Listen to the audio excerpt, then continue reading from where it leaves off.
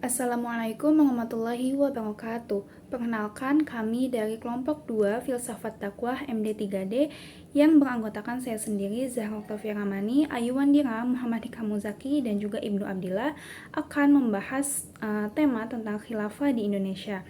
Nah, sebelum ke pembahasan, tema tentang khilafah selalu menjadi perbincangan yang amat menarik, terutama ketika dikaitkan dengan konteks saat ini, khususnya dengan konteks Negara Kesatuan Republik Indonesia dan juga tentunya Pancasila.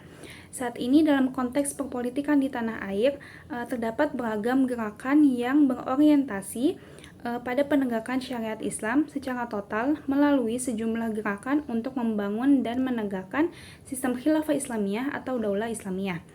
Maka dari itu, kelompok kami akan membahas tentang perlukah berkhilafah di Indonesia.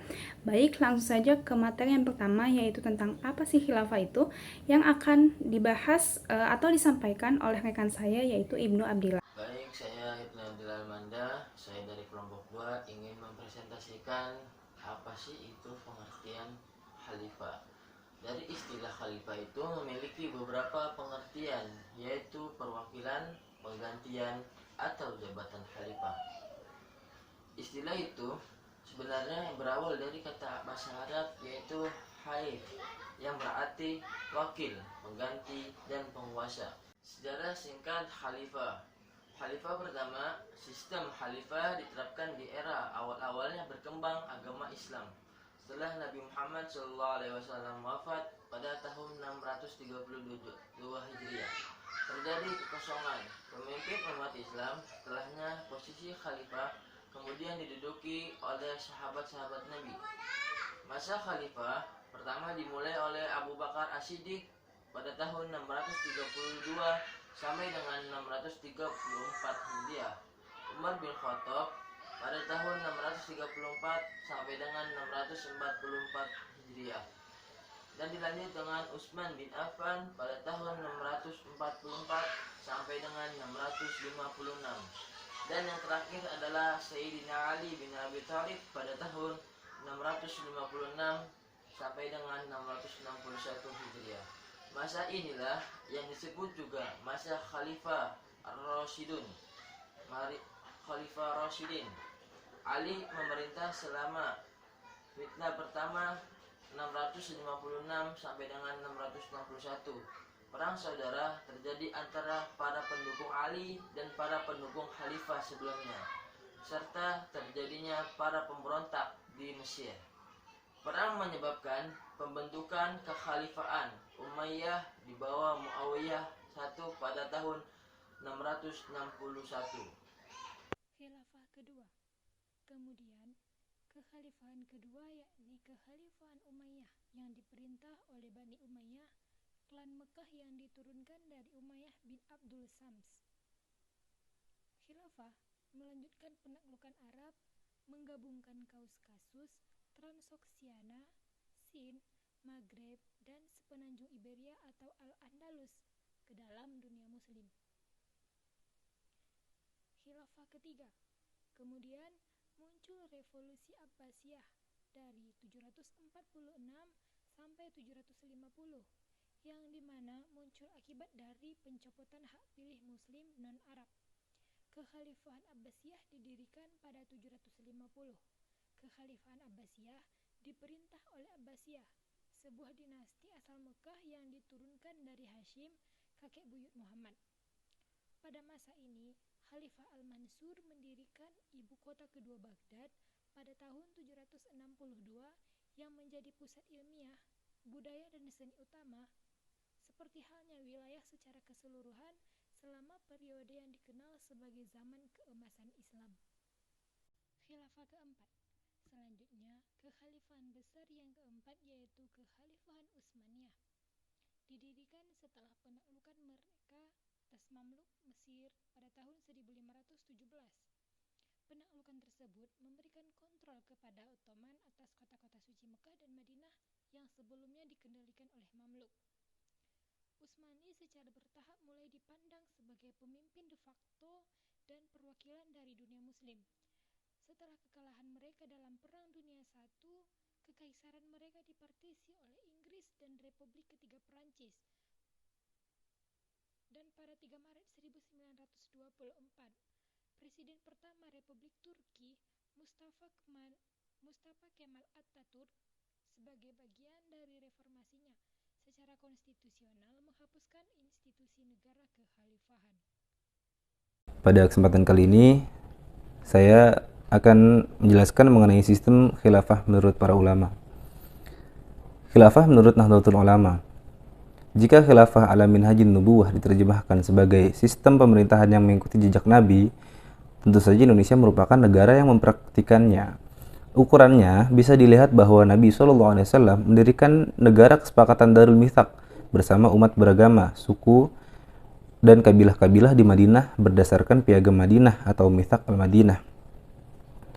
Serupa, Indonesia juga mempunyai konsensus kebangsaan atau kesepakatan seluruh bangsa yang mendiami tanah air Republik Indonesia berupa Pancasila. Seluruh bangsa yang ada di dalamnya tak terkecuali dilindungi oleh negara selama mereka tidak melanggar kesepakatan dan tidak melanggar hukum yang berlaku secara norma, etika, dan legal. Kemudian, khilafah menurut Muhammadiyah. Kita melihat secara rasional berdasarkan pengalaman sejarah, perhitungan potensi dan tantangan yang dihadapi, saya cenderung berpendapat bahwa khilafah Islamiyah seperti apa yang terjadi pada zaman Khulafaur Rasyidin atau Abbasiyah tidak akan terwujud dalam dunia sekarang ini, ungkap Profesor Mughni.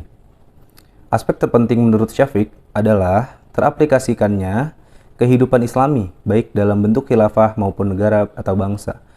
Syafiq turut menyampaikan bahwa Muhammadiyah tidak menjadikan agenda mewujudkan negara Islam atau khilafah sebagai garis utama perjuangan persyarikatan. Dalam Muhammadiyah, khilafah merupakan mandat dari Allah untuk manusia agar membawa rahmat bagi seluruh alam.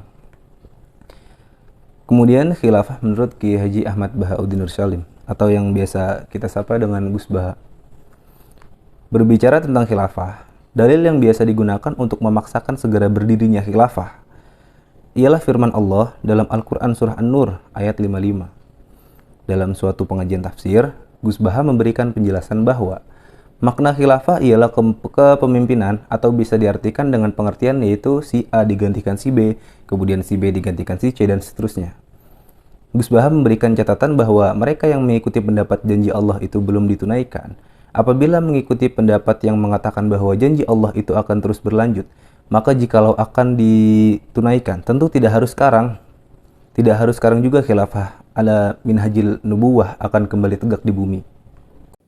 Materi selanjutnya yaitu tentang pro kontra khilafah.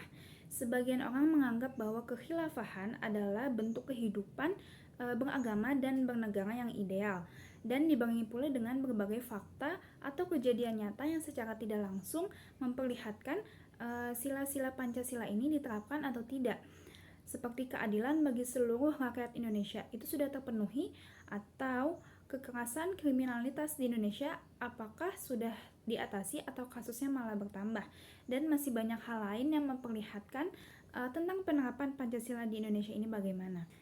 Akan tetapi di sisi lain banyak juga yang berpendapat bahwa kekhilafahan sudah tidak lagi relevan dengan kehidupan kita di Indonesia. Negara Indonesia yang berlandaskan Undang-Undang Dasar 1945 dan Pancasila mengusung dan menjunjung tinggi keberagaman dan toleransi. Seperti yang dikemukakan oleh Wakil Presiden kita yang dilansir dari halaman Detik News, beliau mengatakan sistem pemerintahan khilafah tidak akan bisa diterapkan di Indonesia yang memiliki penduduk majemuk dan berbagai agama serta suku bangsa. Jika dipaksakan untuk diterapkan akan tertolak dengan sendirinya, ujarnya usai menggelar pertemuan di Banyuwangi. Adapun menurut Menko Polhukam Bapak Wiranto menyebutkan ideologi khilafah yang diusung bertujuan untuk meniadakan nation state atau negara bangsa. Selain itu, Wiranto juga mengungkapkan bahwa ideologi khilafah telah dilarang di banyak negara.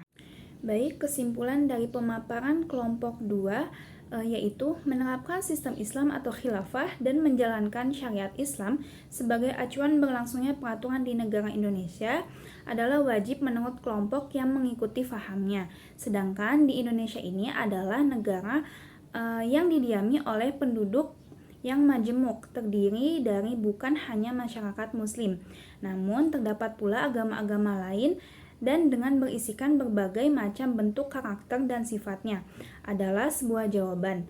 Dan hal ini lagi-lagi dinyatakan banyak pihak, yaitu tidak relevan jika sistem khilafah yang diusung hendak berusaha mengubah sistem negaranya. Mayoritas pengamat politik pun menyatakan tentang sistem khilafah yang hendak diusung di Indonesia adalah hal yang mustahil untuk diterapkan. Tapi kita tidak tahu ke depannya akan seperti apa.